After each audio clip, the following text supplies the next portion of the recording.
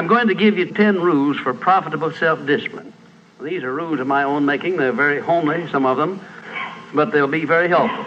And number one is keep cool when other people get hot. I know you can agree with that one, but I'm not so sure that you'll always live up to it. We're inclined, all of us, to get hot when the other fellow gets hot. Say angry things when the other fellow starts saying angry things. I was in the home of the president of a big electric power company one evening when there came a storm, and he called up one of his head men to go out to take care of an emergency that happened as a result of that storm. It was on Sunday evening.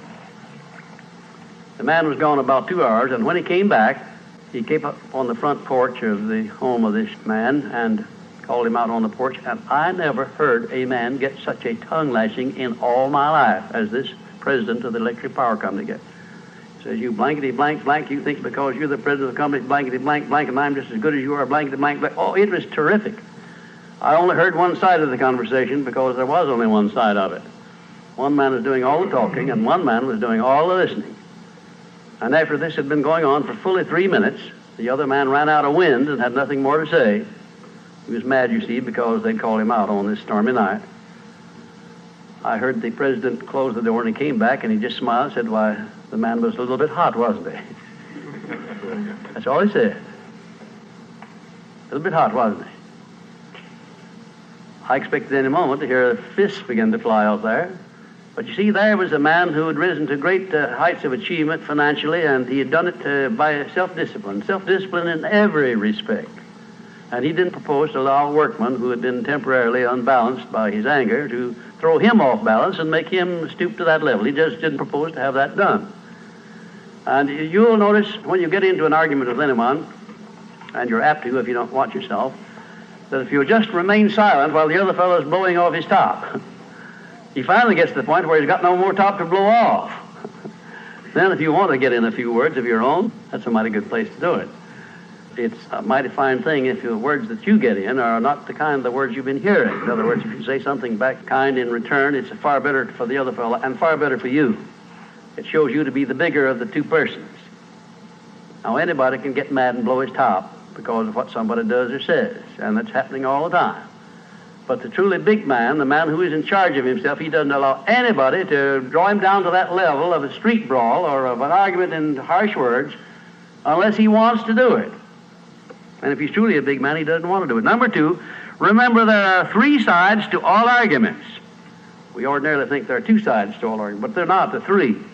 There's your side, there's the other fellow's side, and then there's the right side, which is usually about in the middle of the 2 viewpoints.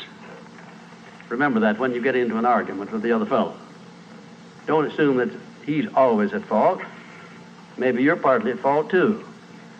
Maybe neither one is totally at fault. The chances are, in all of the arguments I've ever heard, both parties were partly to blame in one way or another. I have never yet heard an argument where one party entirely was to blame, although I suspect there are such arguments at times. Number 3, never give directives to a subordinate when you're angry. If the matter is urgent, then cool off quickly. Number 4, treat all people as nearly as possible as if they were rich relatives from whom you expected to be remembered in their will. Now that's a good one. That's a honey. That is a honey. If you just do that, treat all people as if they were rich relatives from whom you expected to inherit something at their death. And you can do that. You know, if you had a rich relative that had $1 million he was going to leave to you, or you suspected he was going to, it wouldn't make very much difference what he said or did. He would never throw you off balance. You'd never talk back to him, would you? Of course you wouldn't. It'd be quite silly if you did. Keeping quiet for $1 million seems to me to be a very easy price to pay. Number 5, look for the seed of an equivalent benefit in every unpleasant circumstance with which you meet, no matter what the unpleasant circumstance is. Make it a point to discipline yourself so that you look for that seed of an equivalent benefit, and you start looking in connection with the circumstance. Don't wait a week or two till you've all worked yourself up about it. Start right in where you stand. It'll lessen the blow. It'll lessen the hurt of the wound, whatever it happens to be, if you start looking for that seed of an equivalent benefit. And number 6, learn the almost forgotten art of asking questions and then listening to the answers instead of getting the other fellow told off. It gives you an awful lot of satisfaction when you're angry to get the other fellow told, doesn't it? And the temptation is very great to do that. I know, because I've been there many times. Don't do it. Be bigger than that. Listen to what the other fellow has to say, and then when somebody makes a statement that you're not sure about, learn to ask this one question. It's one of the most important questions in life. It'll serve more purposes than any other short question that I can think of. When somebody makes a statement that you're not sure about, or that you doubt, or that you question, ask a 4-word question. How do you know? And then wait for an answer and see him squirm.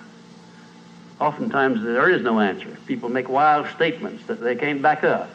And instead of getting into an argument and making an incident out of the matter and getting yourself worked up into an argument, let the other fellow stew in his own fat by putting him over the barrel of that question, how do you know?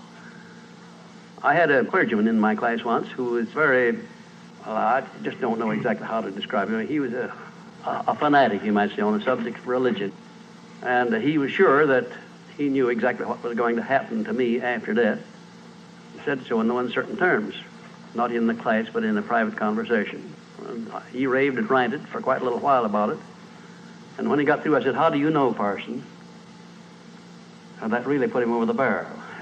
He said, that's the way I feel about it. That's my faith. I said, well, now, having belief and faith is one thing, but having evidence is something else again. How do you know what's going to happen to me after I die?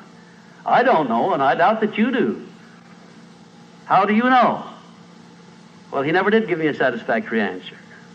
There are a lot of questions that come up in life in connection with which, if you'll ask that one thing, how do you know, you'll find that the other fellow will be off balance, and you don't need to make an incident out of what he says. You don't need to get mad at what he says.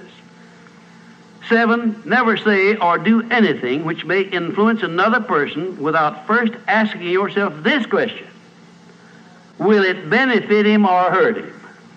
And if it will hurt him, don't do it. Don't say anything or do anything that would hurt another person under any circumstances, no matter how much he may deserve it.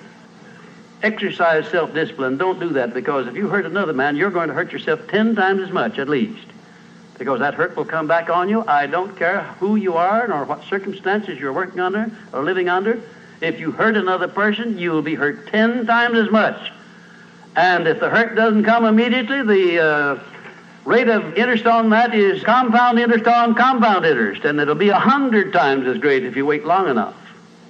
Because everything that you do to or for another person, you do to or for yourself. There is no escape from that. That's just as much a law as the law of gravitation, which everyone understands. You know that if you stepped over the top of this building, no matter what your mind was or what your belief happened to be, if you stepped over the top of this building and violated the law of gravitation, that you'd hit the ground and you'd die in a very few seconds.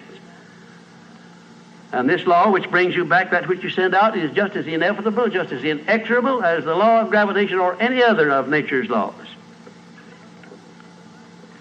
Number 8, learn the difference between friendly analysis and unfriendly criticism.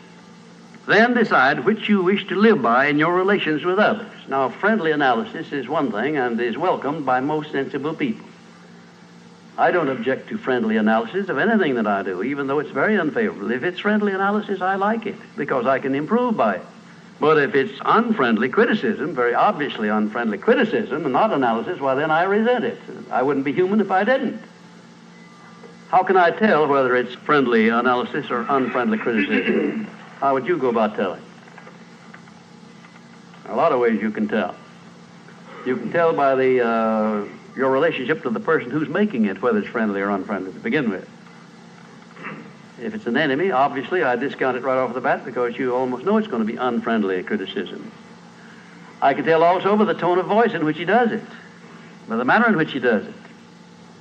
Because a man who engages in unfriendly criticism generally uses a few epithets along with it that clearly indicates that he's biased. If you have self-discipline, you're not going to be influenced by that kind of a person. And number 9, remember that a good leader in any calling is one who can take orders as cheerfully as he gives them. And number 10, last but not least, remember that tolerance in human relations is just as important as tolerance in the operation of mechanics.